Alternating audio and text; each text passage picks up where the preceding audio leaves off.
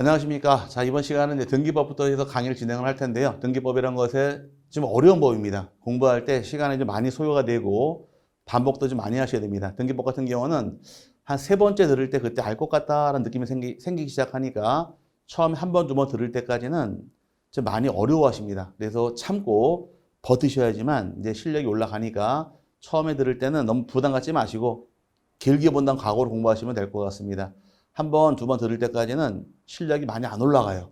한 세 번째 들을 때 공부가 되기 시작하니까 제 말 믿고서 한번 공부하시면 될 것 같습니다. 자, 등기법에서 등기란 것이 무엇이고 기능이 어떤 기능이 있는지 또 어떤 등기가 있는가 종류까지 해서 이번 시간 다룰 텐데요. 자, 등기라는 것은 이제 의의가 나옵니다. 등기라는 것은 부동산 표시하고 그에 관한 일정한 권리관계를 국가기관으로서 등기부라는 공적장부에 법정 절차에 따라서 기재하는 것 또는 그러한 기재 자체를 말한다 해서 등기라는 것은 부동산 표시하고 또 하나 권리관계를 등기부에다가 기록하는 것을 등기란 말 씁니다. 등기라는 것은 줄여서 등기부라는 장부에다 기록하게 되어 있는데 그럼 기록하는 방법, 절차 이런 걸 쭉 공부하시는 거예요. 근데 등기의 종류가 너무너무 많습니다. 그럼 그 많은 등기에 대해서 하나하나마다 등기를 누가 신청할지 어떤 서류가 필요한지 어떻게 진행이 되는지를 다 공부를 해야 되니까 사례가 워낙 많기 때문에 공부가 어려운 거예요. 등기 하나만 딱 있다 그러면 별게 아니지만 등기 종류가 너무 많다 보니까 이 하나하나 등기별로 세 번에서 공부가 되므로 공부할 양이 좀 많습니다. 그래서 등기법은 좀 어려워하시는데 그래도 힘내서 공부하시면 충분히 실력은 올라갑니다. 또 등기법 2주에 보게 되면 그 다음 용어라는 것이 나옵니다. 용어란 것은 이제 등기부부터 해서 용어 정리가 시작이 되는데 우리가 흔히 등기부라고 칭하는 건 어떤 의미를 갖고 있느냐? 자, 등기부라는 것은 전산정보 처리 조직에 의해서 입력 처리된 등기 정보 자료를 대법원 규칙으로 정하는 바에 따라 편성한 것을 말한다 해서 등기부는 이제 현재는 전산을 통해서 처리하다 보니까 전산정보 처리 조직을 통해서 입력 처리된 등기 정보 자료를 등기부라고 부릅니다.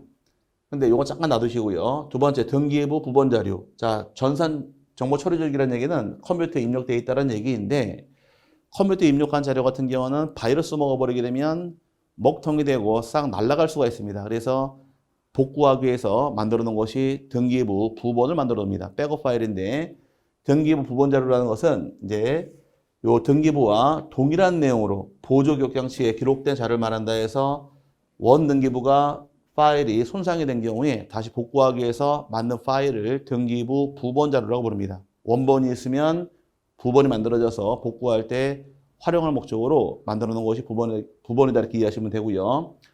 세 번째, 등기 기록이라 안 나옵니다. 등기 기록이라는 것은 하나의 필지, 토지에 대해서 또 한 개 건물에 대해서 등기한 등기 정보자를 말한다 해서 하나의 필지에 대해서 또는 한 개 건물 단위로 등기한 걸 등기 기록이라는 말을 사용을 하고 기록이 모이고 모이겠네요. 하나의 필지 등기한 것이 등기 기록이다. 그럼 기록이 모이게 되면 이 기록들이 뒤에 모여서 만들어진 것이 바로 등기부가 만들어집니다. 그래서 같이 놓고 보셔야 돼요. 자, 하나의 필지에 대해서 또는 한 개 건물에 대해서 등기한 정보 자료를 뭐라고 부른다? 등기 기록이고 이 기록이 모여서 등기부라는 장부가 만들어집니다. 부라는 건 장부 형태의 뜻이니까 기록이 모이면 뭐가 된다고요? 등기부가 만들어집니다. 이렇게 이해하시면 쉬워질 것이고요. 등기표 정보란 말이 나오는데 등기표 정보라는 것은 이제 뭘 의미하느냐? 등기부에 새로운 권리자가 기록되는 경우에 그 권리자를 확인하기 위해서 등기관이 작성한 정보를 말한다 해서 과거에는 주던 것이 등기 필증을 줍니다. 등기 필증을 줬지만 지금은 등기필 정보로서 말이 바뀐 거예요. 그래서 과거에 받던 등기 필증, 또 다른 말로 등기 권리증을 지금 말로 등기필 정보라고 불러서 새로운 권리자가 등기가 되었을 때 이 권리자에게 확인 차원으로 주는 서류가 바로 등기필 정보가 됩니다. 그럼 여러분이 부동산을 매입하신 다음에 등기를 끝나게 되면 등기소에서 등기 끝났다고 주는 정보가 있어요. 이 정보가 바로 등기필 정보인데 여기 과거에 등기 권리증이라고 표현되어 있고 등기 필증 표현되어 있습니다. 지금은 등기 필증 쓰지 않고 등기필 정보라고 부르니까 그렇게 이해하시면 될 것 같고요. 자, 그 다음에 볼 것이 이제 등기가 왜 필요하냐, 이제 기능이 정해지는데 등기법이 나오게 된 계기가 모법이 있습니다. 등기법의 모법이라는 것은 민법이에요. 민법 규정 보게 되면 자, 이제 부동산에 관한 물권의 공시제도로서 등기는 물권행위와 더불어 물권 변동이 하나의 요건이다라고 나옵니다. 이 말은 민법 제186조에서 법률행위로 인한 물권 변동은 등기를 하여야 효력이 있다라고 해서 규정을 합니다. 그러면 우리가 추구하는 것이 부동산에 관한 공시란 말이 나와 있는데 공시제도가 인정이 돼요. 공시제도란 것은 부동산에 관한 물권, 그 다음에 동산에 관한 물권의 경우는 일반인 인식할 수 있도록 공기에 표시해라. 이걸 줄여서 공시를 합니다. 그럼 부동산 같은 경우는 등기로서 공시라는 것이 방법이 될 것이고 동산 같은 경우는 점유를 통해서 누가 권리자인가를 확인할 수 있도록 공시제도가 만들어집니다. 그럼 동산 같은 경우는 누가 주인인가 확인하고 싶은 경우는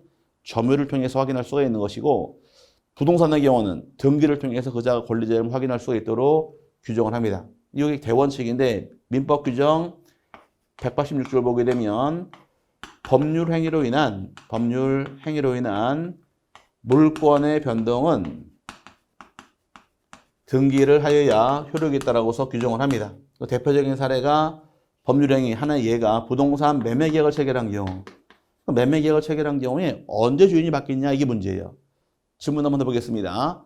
매매계약을 체결하게 되면 매매계약을 체결한 때 주인이 바뀔까? 아니면 잔금을 완납했을 때 주인이 바뀔까? 언제가 될까요? 잔금 완납한 때? 아닙니다. 계약을 체결한 때 둘 다 아닙니다. 그럼 매수인이 소유권을 취득하는 시기는 매수인 명의로 등기를 마쳤을 때, 즉 소유권 이전 등기를 실행했을 때 비로소 주인이 바뀌는 거예요. 그래서 우리가 부동산 매매계약을 체결하게 되면 잔금 지급함에 있어서 법무사가 와 있죠. 등기 서류 가져가기 위해서 등기란 거를 해야지만 주인이 바뀌는 것이 우리가 추구하는 공시원칙이다 보니까 자 부동산 매매계약 즉 법률행위 같은 경우는 등기를 해야지만 주인이 바뀌니까 부동산의 경우 등기로서 제3자에게 알리는 것이 기능입니다. 만약에 부동산 매매계약을 체결하고 잔금을 다 주고 이사까지 왔어요. 하지만 등기하지 않은 경우는 주인이 바뀐 것이 아니니까 주의하시기 바랍니다. 그럼 부동산 같은 경우는 어떻게 처리하셔라? 등기를 마쳤을 때 주인이 바뀌는 것이 대원칙이 되므로 이 규정에 의해서 등기법이 나오게 됩니다. 그러면 민법상에서는 이렇게 등기하러 규정이 되어 있는데 문제는 등기하는 과정과 절차가 나와 있질 않아요. 그럼 등기를 해라라고 나온 규정이 민법인 반면에 등기를 어떻게 해야 될지 어디가 등기해야 될지에 대해서 일체 언급한 규정이 없습니다. 그럼 등기하는 과정과 절차를 규정한 법이 만들어져야 됩니다. 이 법이 바로 부동산 등기법이 만들어집니다. 그러면 등기법의 모법은 민법이 모법이 되는 것이고 여기에 의해서 등기법이 만들어지는 것이 내용이 되므로 이제 법을 분류하게 되면 민법을 이런 내용이 나와 있다 해서 법에 실체가 있으니까 실체법 이렇게 표현을 하고 등기하는 과정을 그린 법, 등기법을 절차가 나와 있으니까 여기를 절차법 그럽니다. 그래서 앞으로 공부하다가 실체법상 나오게 되면 요거는 민법을 얘기하는 것이고 절차법은 등기법을 의미한다 해서 이 두 개 세분한 다음에 공부하시면 될 것 같아요. 그러면 기본 개념이 민법에 나온 사항을 등기로 실어넣는 겁니다. 그러면 민법 내용을 모르게 되면 등기법은 공부가 될 수가 없는 거예요. 민법 공부가 됨과 동시에 등기법은 반 가까이 먹고 들어가니까 민법 공부될 때까지 참으셔야 됩니다. 민법은 그냥 얼마 정도 공부될 것이냐? 한 4개월 정도 공부를 하면 민법의 기본적인 틀은 잡힙니다. 잡히고 난 다음에 등기법이 공부가 되기 시작을 해요. 그럼 민법 공부가 안 돼 있으면 등기법은 말짱 꽝이니까 이제 처음에 공부할 당시에는 민법 공부를 열심히 하시고 한 3, 4개월 하신 다음에 그다음 등기법 공부하시게 되면 아하 이게 이렇게 연결되는구나 라고서 연결점을 찾을 수가 있으니까 공부가 배가가 됩니다. 그때까지는 무슨 말인지 모르니까 4개월 동안은 용어 정리 위주로 공부하시면 충분할 것 같습니다. 이 등기의 기능과 의의를 설명을 드렸고요. 자, 그 다음 봐야 될 것이 이제 이어지는 것이 이제 등기 종류로 넘어가는데 등기 종류는 이제 크게 4가지로서 등기 종류를 세분합니다. 이제 앞으로 배울 등기가 다 나오니까 하나씩 보시면서 어떤 등기 어떻게 할지에 대해서 공부하시면 됩니다. 자, 먼저 등기 대상에 따른 분류란 말이 나와요. 대상, 어떤 걸 등기할 것이냐 대상이 나와 있고 기능은 무엇을 공시하느냐 기능 따라 세분하는데 크게 둘로 세분을 합니다. 하나는 사실의 등기라는 등기가 있고 또 하나가 권리의 등기로서 둘로 세분을 합니다. 자, 사실의 등기라는 것은 이제 부동산 표시 등을 얘기하는데 이 부동산 표시라는 것은 표제부에다가 등기를 하는 것을 얘기합니다. 등기부 구성이라는 것은 기본적으로 표제부라는 것이 한 부분이 존재하고 있고, 그 다음에 또 하나가 밑에 보니까 권리 등기의 경우는 갑구와 을구로 나눠지면서 등기부가 석장이 원칙이 됩니다. 표제부가 한 장이 있고 그 다음에 갑구란 것이 있고 을구가 만들어집니다. 그럼 표제부란 것은 어떤 걸 기재하느냐? 표제부란 것은 부동산 표시를 기재하는 것이 표제부가 됩니다. 그래서 부동산 표시를 한 것은 어디에 등기하느냐? 표제부에 등기하도록 규정하고 있다 보니까 토지의 경우는 토지의 소재, 지번, 지목, 면적에 관한 사항을 표제부에 등기합니다. 그럼 어떤 토지가 있는지 먼저 표제부상에서 확인할 수가 있는 것이고, 그 다음에 건물의 경우는 이제 건물의 대지의 소재, 지번, 건물의 종류, 구조, 면적, 건물 번호. 자, 건물 번호라는 것은 이제 기록하는 경우가 하나의 대지 안에 건물이 2개 이상 있을 경우에 건물 번호가 부여가 됩니다. 대표적인 예가 어떤 게 있을까요? 대표적인 예가 한옥집의 경우. 한옥집의 경우는 울타리 안에 안채, 사랑채, 별채 많이 건물이 있습니다. 이 건물을 구별하기 위해서 건물마다 번호가 부여가 되는 것이 이 뜻이에요. 그 다음에 반대로 하나의 대지에 건물이 한 개만 있을 경우는 번호가 필요 없겠네요. 그래서 한 개가 대지 안에 건물이 2개 이상 있을 때 번호가 부여가 됩니다. 이건 반드시 기재하는 것이 아니니까 세 모셔놓고요. 부속 건물이 있을 때도 부속 건물에 대해서 기록하면 되고 세모입니다. 그럼 결론적으로 반드시 적을 사항은 토지의 경우는 4가지입니다. 토지는 표제부상에서 소재, 지번, 지목, 면적을 등기하게 되어 있고, 건물의 경우는 건물의 소재, 그 다음에 지번, 건물의 종류, 구조, 면적에서 이 5가지만큼만은 의무적으로 적게 되어 있으니까 이 내용을 확인하기 위해서 어디를 열어봐라? 표제부를 열어서 확인하는 것이 등기부의 첫 번째 내용이 됩니다. 그래서 여기를 사실의 등기, 부동산 표시의 등기, 또 다른 말로 표제부 등기라고 부릅니다. 그럼 부동산 내역 확인했어요. 어떤 토지가 있는지, 어떤 건물인지 확인했으니까 이제 권리를 봐야 됩니다. 권리는 갑구와 을구란 것이 나오는데, 갑구의 경우는 이제 무엇을 기재하느냐? 여기는 소유권에 관한 사항을 기재하는 것이 갑구가 됩니다. 어떤 부동산에 대해서 누가 소유자인가 확인하고 싶은 경우는 갑구를 열어서 확인하게 되면 누가 소유권자로 등기되어 있는가 확인할 수가 있고요. 소유권이 아닌 권리의 경우는 을구로 들어갑니다. 그럼 지상권 등기하는 것은 을구, 전세권 등기하는 것도 을구, 저당권도 을구, 임차권도 을구로 갑니다. 하지만 소유권에 관한 사항은 갑구로 가니까 이렇게 나눠지는 게 차이점이에요. 그래서 갑구를 통해서 확인하는 것은 누가 주인인가 소유권을 확인하는 것이 갑구라는 것이고, 소유권이 아닌 권리의 경우는 을구로 가는데, 문제는 소유권을 최초로 등기할 때 어떤 등기란 말 쓰느냐? 이때를 소유권 보존 등기란 말 씁니다. 그래서 보존 등기란 것은 미등기 부동산에 대해서 최초로 소유권 등기할 때 소유권 보존 등기란 말 사용을 했고, 보존 등기한 다음에 이 이후에 실행할 등기가 있어요. 이 이후에 소유권을 이전 등기할 수도 있고, 저당권 설정할 수도 있고, 전세권 등기할 수도 있고 등등등 통칭해 부를 때를 다 통칭해서 권리 변동 등기라고 부릅니다. 그래서 권리 등기는 크게 둘로 세분을 해요. 뭐 큰 의미는 없는데 하나가 소유권 보존 등기라는 것이 있고 권리 변동 등기로서 세분합니다. 보존 등기라는 것은 미등기 부동산 최초 등기할 때 보존 등기이고, 보존 등기를 통해 등기부를 개설한 다음에 이 이후에 소유권을 기초로 해서 이전 등기도 가능하고 지하물권 설정이 다 가능하다. 이를 통칭해 부를 때 권리 변동거래입니다. 이건 중요한 것이 아니고 하나만 기억하세요. 미등기 부동산 최초로 등기할 때 뭐라고 부른다? 소유권 보존 등기를 한다 해서 이 개념만 꼭 잊어먹지 마시고 세분하시면 됩니다. 그럼 이제 등기부상에서 표제부, 갑구, 을구로 가더라. 그럼 표제부에 기록할 사항 뭘 기재할까요? 부동산 표시 기재하는 것 기억하시고, 갑구에 등기할 사항은 누가 주인인가 소유권 등기하는 것이 갑구이고, 그 다음에 을구는 소유권이 아닌 권리를 등기한다 해서 기본 원칙은 등기부는 표제부, 갑구, 을구로 구성하는 것이 등기부의 양식이 됩니다. 그 다음에 두 번째 볼 것이 이제 내용에 따른 분리란 말이 나오는데, 내용에 따른 분리의 경우는 어떤 경우에 등기할 것이냐에 대해서 쭉 나열을 합니다. 이 부분은 굉장히 중요하니까 하나하나 세 번 다 잘 하셔야 돼요. 그래서 자, 두 번째 내용에 따른 분리를 보게 되면 처음 나온 것이 이제 기입등기란 말이 처음 나옵니다.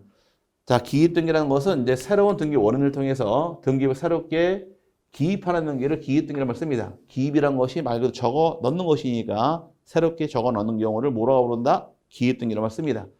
이제 대부분의 등기 다 기입등기로 인정하는 경우가 많고요. 그 다음에 두 번째가 변경등기인데 경정과 변경을 세분해야 됩니다. 변경등기라는 것은 경정과 똑같이 바꾸겠다는 의미의 등기예요. 변경은 바꾸겠다. 말 그대로 경정은 바로 잡겠다는 의미의 등기인데 둘 다 내용은 똑같은데 차이점은 불일치가 언제 발생했느냐 차이가 발생합니다. 자, 변경 등기란 어떤 등기 행해진 후에 등기가 실행된 이후에 등기 대상 변경이 생겨 후발적으로 등기와 실체 관계 일치하지 않는 경우에 실행할 등기를 변경 등기란 말 쓰는데 이때는 변경 등기는 후발적으로 등기사항에 일부가 변경이 생긴 경우 실행할 등기를 변경 등기로 말습니다. 그 다음에 경정 등기라는 등기는 두 개가 차이점이 이미 종료된 등기 절차에 착오 유료가 있어서 원시적으로 등기와 실체 관계가 불일치가 생긴 경우 이를 실행할 등기를 의미하되 여기는 원시적으로 등기상 일부가 잘못되어 있는 경우에 실행할 등기를 경정 등기로 말습니다. 그리고 차이점은 요게 차이점 하나밖에 없는 거예요. 잘못된 것이 언제이냐? 등기 끝나는 이후이냐, 끝나기 전이냐, 요거 보고 나눈 것이 이제 차이가 발생합니다. 한번 예를 들어 보자고요. 자, 등기가 끝나는 시점을 통해서 완료된 시점을 통해서 완료되기 전과 완료 후를 나눕니다. 완료 전의 경우는 이제 표현상으로 여기를 완료되기 전을 원시적 이렇게 표현을 하고 끝난 이후를 표현할 때 후발적 이렇게 표현을 합니다. 그래서 등기 어떤 시점을 통해서 시점 전을 표현할 때가 원시적이라는 표현을 썼고 끝난 이후를 후발적이라는 표현을 씁니다. 예를 들어 한번 볼게요. 이 집에 대해서 A라는 자가 매매로 취득을 했습니다. 또는 보조등기한다 가정하에 보조등기로 할게요. 그냥 A가 최초로 신축을 한 다음에 소유권 보조등기 신청을 했는데 문제는 A의 주소가 상계동 123번지에 132번지로 할게요. 132번지 토지의 주소가 나와 있습니다. 그럼 A의 주소가 어디로 나와 있느냐? 상계동 132번지라고 나와 있습니다. 근데 보조등기 신청을 했는데 1순위로 보조등기 실행해주면서 소유권 보조등기 실행해주면서 A가 등기되면서 A의 주소가 상계동 123으로 등기가 돼버립니다. 그럼 실제 주소는 어디가 주소인데? 132번지가 주소인데 등기되기 123으로 등기됐습니다. 주소가 잘못되어 있죠. 잘못된 게 언제인가요? 등기 끝나기 전인가요? 끝난 이후인가요? 끝나기 전에 잘못됐습니다.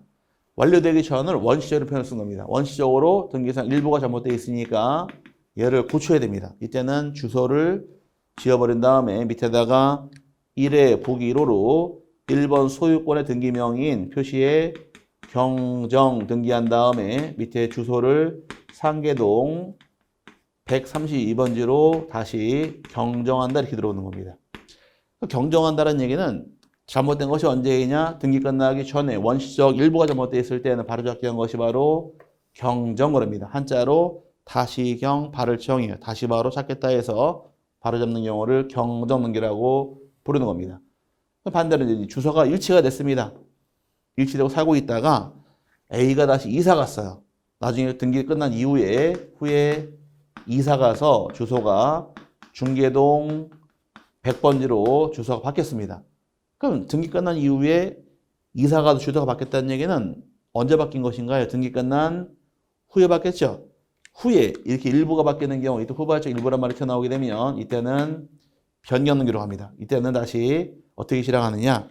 이제 똑같이 요 주소 같다는 가정하에 1회 보기 1호로 소유권의 등기명인 표시에 변경 등기한 다음에 주소가 중계동 100번지로서 변경하는 것이 과정이 됩니다. 그러면 이쪽에서는 주소가 똑같이 바뀌어 있지만 뭐라고 표현했나요? 경정 등기란 말 썼지만 이쪽에서는 변경 등기란 말 써서 등기를 고쳤습니다. 그럼 어떤 경우는 변경, 어떤 경정이다. 차이점이란 것은 이 불일치 발생할 시점이 언제냐가 차이점이에요. 불일치가 등기 끝나기 전일 경우 원시적 일부가 잘못되어 있는 경우는 경정 등기를 고치는 것이고 등기 끝난 이후에 잘못되어 있는 경우는 변경 등기로 합니다. 그래서 변경 등기라는 건 하나의 사례가 네, 예컨대 소유자 주소나 성명 또는 저당권 이자 등을 잘못 적은 경우, 바뀌는 경우죠. 변경 생기는 경우고, 이를 바로잡을 때가 변경 등기다 해서 후발적 일부가 잘못되어 있을 때는 변경 등기하게 되어 있고,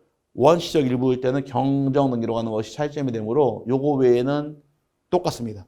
나중에 이제 강의할 때도 변경 등기만 강의하지 경정 강의 안 해요. 똑같은 거니까 변경을 경정 고쳐라 이렇게 안내만 해드리지 똑같은 경우로서 일부러 경정은 따로 공부할 필요가 없습니다. 그럼 이제 차이점은 불일치 발생 시점으로 경정과 변경을 나누게 됩니다. 그 다음에 네 번째 나올 등기가 말소 등기라는 것이 나와요. 자, 말소 등기의 경우는 요거 지워버리고 넘어갈게요.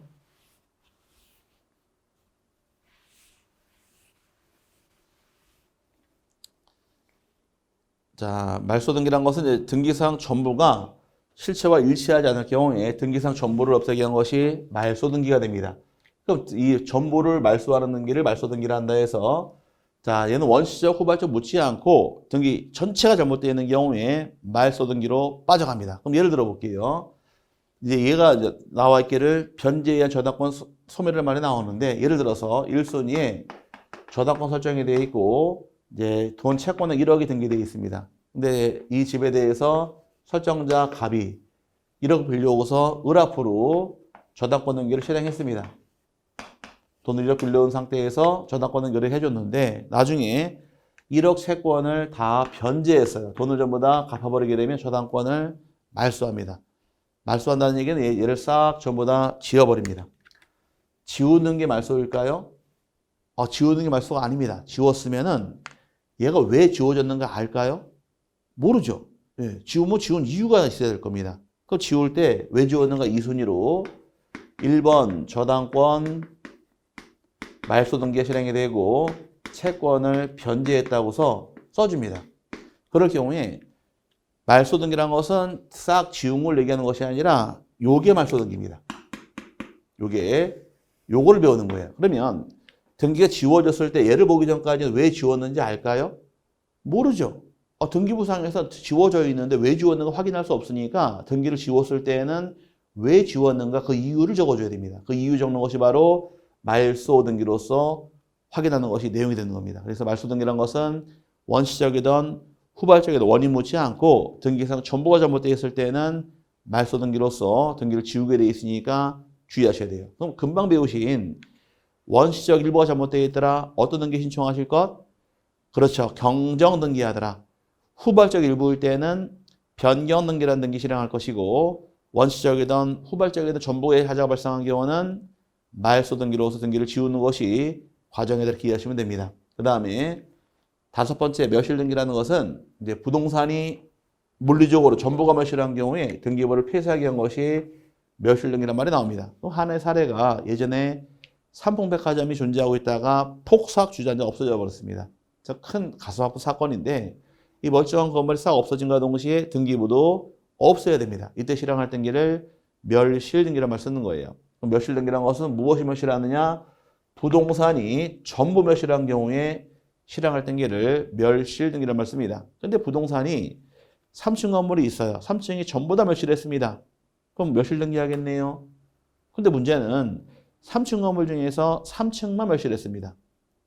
전부가 아니라 일부가 멸실할 때 무슨 등기할 것이냐 이 문제인데 일부가 멸실할 때에는 주의할 점이 이때는 어떤 등기 실행하느냐 일부 멸실은 멸실 등기가 아니라 변경 등기로 빠져갑니다. 차이가 나왔죠? 그럼 일부란 말이 나올 당시에 노는 물은 경정 변경이 되는 겁니다. 그래서 원시적 일부는 경정 등기, 후발적 일부는 변경 등기, 등기상 전부의 하자가 발생한 경우는 말소 등기, 부동산이 전부가 멸실한 경우는 멸실 등기, 일부가 멸실할 때에는 그렇죠. 변경 등기 방식 통해서 등기하게 되어 있으니까 이 범위 따라 등기 바뀌는 경우가 있으므로 주의하셔야 됩니다. 그 다음에 말소회복 등기라는 것이 있는데 말소회복 등기라는 것은 등기상 전부 또는 일부가 잘못 지어집니다. 부적법 말소가 된 경우에 이를 다 회복하게 하는 등기를 말소 회복 등기라는 말 사용을 해요. 이 말은 이제 한번 따져보자고요. 자, 1억을 빌려왔습니다. 돈을 1억을 빌려온 상태에서 또 지워버리고 똑같이 1억을 이제 을에게 빌려와서 1순위로 저당권 등기 1억을 실행한 다음에 을이 저당권 등기 했습니다. 여기까지 똑같죠. 근데 문제는 돈을 갚을 때 전액을 변제했을 경우는 말소 등기로 빠져가겠지만 돈을 일부를 변제했습니다. 일부 5천만 원만 돈을 변제를 했어요. 그럼 전액 변제했나요? 일부 변제했나요?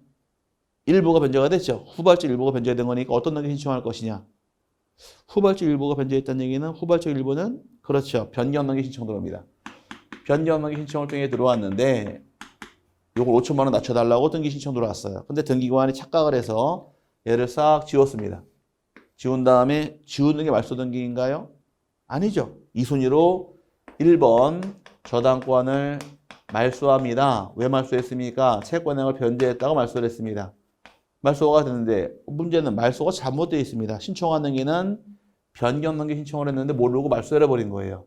잘못 지어진 경우에 그럼 이 권리가 살아있을까 소멸할 것이냐 이 문제인데 등기를 잘못 지었다 할지라도 권리는 그대로 살아있다가 대원칙이 됩니다. 그럼 권리 살아있으니까 살아있는 권리에 맞게끔 잘못 지워진 등기를 다시 찾아와야 됩니다. 이때 실행할 등기가 말소 회복 등기인데 이때는 1, 2, 3순위로 1번 저당권 말소 회복 등기를 실행해줘요. 실행한 다음에 등기관이 착오로 말소했다는 뜻을 기재한 다음에 회복 등기가 끝나자마자 지워진 저당권 등기를 한 글자도 안 빼고 턱 밑에다가 1번 저당권 설정 등기 채권액 지워지기 전에 얼마인가요? 1억 다시 들어옵니다.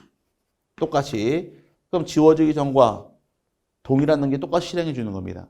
그럼 처음부터 지워지지 않는 효과가 발생하는 것이 말소 회복 등기 효과가 되는 거예요. 그럼 지워지기 전으로 되돌리는 것을 회복이라고 말씀입니다. 이 말은 말소가 된 것을 어떻게 하셔라? 회복, 과거로 되돌리라는 것이 말소 회복 등기 뜻이 되어서 여기는 이렇게 실행해 줍니다. 그럼 이제 말소 등기라는 것은 뜻을 이해하겠네요. 자, 등기를 지울 때 지운 원인이 바로 말소 등기를 통해서 회복할 수 있다. 이렇게 해서 확인하는 것이고 지워진 게 뿅 다시 살아났습니다.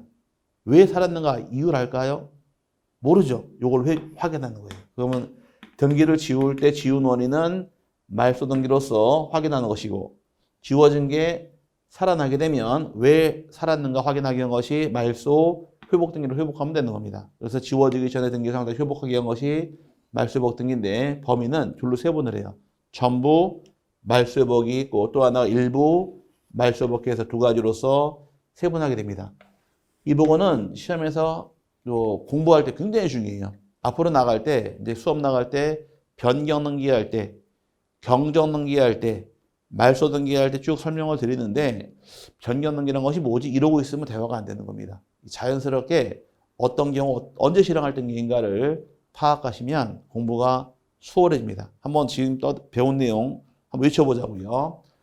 자, 등기부에 처음 기재할 때 뭐라고 불렀나요? 기재할 때가 제일 처음 배웠던 것이 기입등기랍니다.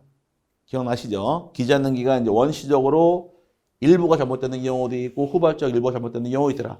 후발적 일부가 잘못되는 경우는 무슨 등기 신청하시느냐? 이때는 변경 등기로 등기하는 것이 과정이고 원시적 일부가 잘못되어 있을 때는 경정 등기로 간다. 그래서 후발적 일부는 변경 등기, 원시적 일부는 경정 등기로 가는 것이 차이점이고요. 자, 그 다음에 이제 말소 등기란 것은 등기상 전부가 잘못되어 있는 경우에 전부를 말소하게 한 것이 말소 등기란 등기이고 그 다음에 멸실 등기란 것은 부동산이 전부가 멸실한 경우에 등기부를 폐쇄하기 위해서 실행할 등기가 멸실 등기인데 문제는 건물이 또는 토지가 일부가 멸실할 때에는 변경 등기 방식을 통해 등기하는 것이니까 범위에 따라 바뀌게 되어 있으므로 주의하시고요. 또 등기를 잘못 지었습니다. 잘못 지은 경우 다시 실행할 등기를 말소 회복 등기란 말 쓰는데 말소 회복 등기는 범위가 두 가지입니다. 전부 또는 일부를 잘못 지은 경우에 둘로 세분해서 구별한다. 이렇게 세분하고 넘어가시고 앞으로 공부할 때 계속 나오는 말이니까 꼭 잘 잡아놓고 세분하시길 바랍니다. 그 다음에 세 번째 형식에 따라 물리란 말이 나와요. 형식 따라 세분하게 되면 그게 둘로 세분합니다. 하나가 주등기라는 등기가 있고 또 하나가 부기등기로 세분하는데 여기 등기 순위번호를 표시할 때 독립된 번호를 사용할 때가 주등기란 말 씁니다. 그래서 독립해서 순위번호가 1순위, 2순위, 3순위에서 이렇게 번호가 각 부여할 때가 이렇게 부여되는 경우를 주등기란 말 사용을 하고 부기등기는 기존 등기에 독립번호 부여하지 않고 기존 등기에 가지번호 붙여서 실행할 등기를 의미하는데 가지번호라는 얘기는 1의 부기 1호 또는 2의 부기 1호 이렇게 실행할 등기를 부기등기라고 쓰는 겁니다. 그래서 주등기에다가 가지번호 실행할 때가 얘가 부기등기예요. 그럼 만약에 1순위에 A란 자가 소유권 등기되어 있습니다. 소유권 보존 등기가 되어 있는데 만약에 A가 B하고 매매 계약을 체결하고 다시 4억으로 환매 특약을 맺었어요. 등기를 같이 신청했을 경우에 이제 B 앞으로 소유권 이전 등기를 실행함과 동시에 환매 특약 등기를 실행해 줍니다. 이럴 경우 1순위 A가 소유권자 등기되어 있다가 2순위로 B에게 팔았으니까 2순위로 B 앞으로 소유권 이전 등기 실행해 줍니다. 근데 같이 신청하는 환매 등기의 경우는 언제나 부기 등기가 되어서 다시 환매권자 A가 환매 등기를 하게 되어 있는데 이때는 순위 번호가 2의 부기 1호로 들어옵니다. 이렇게 들어오는 게 부기 등기예요. 그럼 이제 번호가 이렇게 각각 부여되는 경우, 요걸 뭐라고 부르더라? 이렇게 부여되는 경우를 주등기란 말 쓰는 것이고, 이렇게 번호가 이렇게 부여되는 경우를 부기등기라고 부릅니다. 그럼 주등기가 어떤 것인지, 부기등기란 것이 어떤 것인지 순위 번호가 부여될 때 보고 나누는 겁니다. 독립번호가 부여될 때를 뭐라고 부르고, 이런 경우를 주등기란 말 사용을 하고, 그 다음에 독립번호 부여하지 않는 경우가 부기등기로 하는 경우입니다. 그럼 부기등기 왜 할 것이냐 문제예요. 부기등기하는 이유는 순위를 밀리지 않기 위한 것이 부기등기 목적이 됩니다. 그럼 예를 들어 보자고요. 자, 1순위에 전세권 등기가 되어 있고 A가 전세권자이고 2순위에 저당권 등기되어 있습니다. 그럼 전세권, 저당권 누가 선순위인가요? 전세권이 순위가 앞서겠죠. 1순위니까. 근데 전세권자 A가 B에게 전세권을 양도합니다. 양도해서 양도받은 B가 전세권 이전 등기를 실행을 함에 있어서 3번을 줘버리게 되면 어떻게 될까요? 순서를 1, 2, 3을 줘버리게 되면 저당권자에게 순위가 밀려버립니다. 그죠? 근데 분명히 B가 산 것은 1순위 전세권을 매입했으니까 저당권자보다 순위가 앞서 있어야 돼요. 근데 3순위 줘버렸다는 순위가 밀려버리니까 3번을 주는 것이 아니라 순위 번호를 1의 부기로로 들어옵니다. 이렇게. 그럼 1번 잡고 들어오고 첫 번째 등기란 얘기예요. 그럼 얘는 순위가 1순위 등기이고 2순위니까 순위는 얘가 앞서는 겁니다. 순위 밀리지 않으려고 기존 등기와 동일성을 유지하기 위해서 실행할 등기가 부기 등기인데 번호가 이렇게 부여되는 경우를 얘기하는 겁니다. 그러면 등기부상에서 번호가 이렇게 부여된 경우를 뭐라고 부르고 주등기란 말 사용을 하고 이렇게 생긴 번호를 부기 등기란 말 씁니다. 그럼 이제 부기 등기하는 경우는 너무너무 많아요. 근데 부기 등기하는 경우는 공부가 되시고 시간이 흘러가게 되면 저절로 압니다. 제가 알려드리지 않더라도 여러분 스스로 아세요. 제가 여기 강의할 때 뭐 어떻게 표현을 하느냐, 어떤 게 부기등기 사유냐, 또 어떤 게 주등기 사유냐 물어봤을 때에는 여기 구구단 같은 개념이에요. 구구단 같은 경우는 우리가 공부할 때 초등학교 다닐 당시에 구구단 외워와라 숙제를 내주셨을 때 못 외워서 하기 결석한 적이 있죠. 저만? 어쨌든 그렇게 숙제가 나온 게 구구단이 그렇게 어려웠던 시절이 있었는데 지금은 나이 먹으니까 구구단쯤이야 뭐 다 알고 있습니다. 알게 된 듯이 마찬가지예요.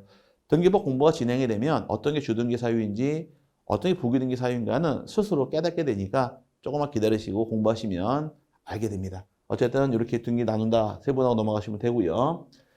자, 그 다음 봐야 될 것이 이제 효력에 따른 물리란 말이 나오는데 효력 따라 세분하게 되면 둘로 세분합니다. 하나는 종국 등기라는 등기와 또 하나 예비 등기로 세분하는데 효력이 발생할 때가 있고 발생하지 않는 경우 둘로 세분을 해요. 효력이 발생하는 경우를 종국 등기란 말 사용을 하고 그 다음에 효력이 발생하지 않는 경우를 예비 등기란 말 씁니다. 근데 종국 등기라는 건 대부분 다 종국 등기예요. 다 종국 등기로 가는데 하나가 예비 등기로 존재합니다. 그게 바로 가등기가 있습니다. 가등기란 것은 어떤 등기냐? 가짜 등기입니다. 거짓 가짜인데 가등기했다고 주임받기는 것은 아닙니다. 언제 주임받겠느냐? 본등기할 때 주임받겠는 거예요. 가등기하는 이유는 왜 가등기하느냐? 부동산에 대해서 청구권을 보존하기 위해서 실행할 등기를 가등기란 말 씁니다. 그러면 가등기를 제외한 나머지가 다 종국 등기인데 가등기는 한번 실행해 보자고요. 자, 1순위에 A의 소유권이 등기되어 있습니다. 소유권자 A가 B에게 집을 증여하기로 계약을 체결했어요. 합격하면 집을 주겠다고서 A가 B에게 얘기를 합니다. A는 남편분이시고 아내분이 B입니다.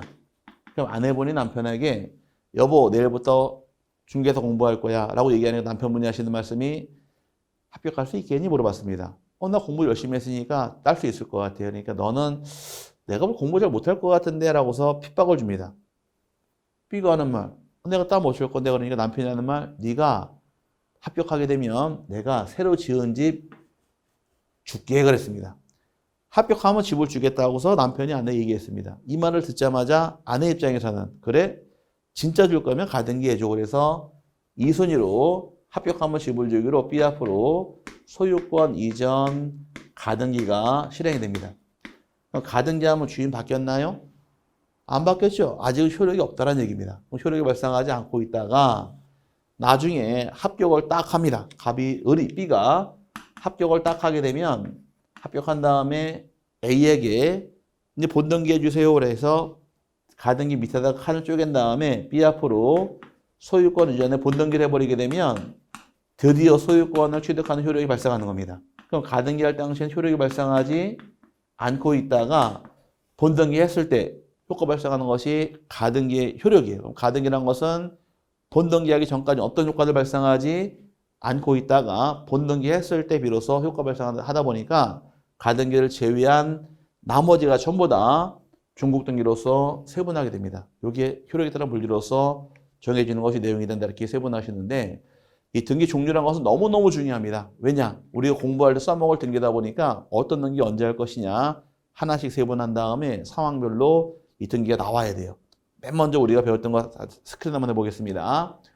자, 대상 따라 세분할 때 또 기능 따라 세분할 때는 둘로 세분해서 사실의 등기가 있었고 권리 등기로서 나눴어요. 사실의 등기란 것은 표지부 등기를 얘기했고 권리 등기란 것은 갑구와 을구를 얘기하더라. 갑구에 기재할 사안은 소유권 기재한다 이렇게 설명을 드렸고요. 소유권이 아닌 권리 을구로 등기하더라 이렇게 자꾸 넘어가셔야 되고 내용 따라 세분합니다. 내용 따라 세분하게 되면 처음 나왔던 것이 기입 등기란 말이 나왔어요. 기재하는 등기다 이렇게 이해하셔야 되고 기재한 것이 후발적 일부의 하자가 발생하더라. 그렇죠. 변경 등기한다 이렇게 배웠고 원시적 일부가 잘못되어 있더라. 이때는 경정 등기로 시정하게 되어 있습니다. 원시적 후발적 원인 묻지 않고 등기상 전부가 잘못되어 있을 때는 말소 등기로 등기를 지우게 되어 있고 토지와 건물 전부가 멸실하더라. 이때는 멸실 등기 실행을 통해서 등기부를 폐쇄하게 되어 있습니다.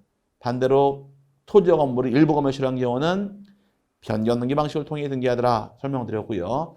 등기상 전부나 일부가 잘못 지어진 경우 실행할 등기가 말소 회복 등기로서 회복하게 되어 있고 그 다음에 형식 따라 세분하게 되면 주등기와 부기등기로 세분할 수 있더라. 독립번호가 부여될 경우를 주등기란 말 사용을 하고 독립번호가 아닌 경우가 부기등기 형식으로 나눌 수가 있게 됩니다. 그 다음에 효력 따라서는 중국등기와 예비등기다. 중국등기란 것은 효력이 발생하는 등기가 중국등기이고 예비등기 효과 발생하지 않는 게 예비등기인데 예비등기 한 개밖에 없다고 배웠어요. 뭐? 가등기를 제외한 나머지가 다 중국등기니까 가등기를 제외하고서 모든 등기를 통칭해 부를 때 중국등기라고 부른다 이렇게 이해하시면 등기 분류를 다 할 수 있게 됩니다. 이 등기 분류가 돼 있어야지만 어떤 등기 언제 할 것이냐 공부가 되는 것이니까 이번 시간 너무너무 중요한 시간이 되어서 종류 잘 파악해서 세분하시기를 바라고 자, 다음 시간부터는 이제 등기의 대상부터 해서 보도록 할 겁니다. 등기 대상 어떤 걸 등기할 것이냐 하나씩 분석하면서 공부하도록 하고요. 이번 시간 여기서 마무리하도록 하겠습니다. 이번 시간 고생하셨고 다음 시간에 다시 뵙겠습니다. 감사합니다.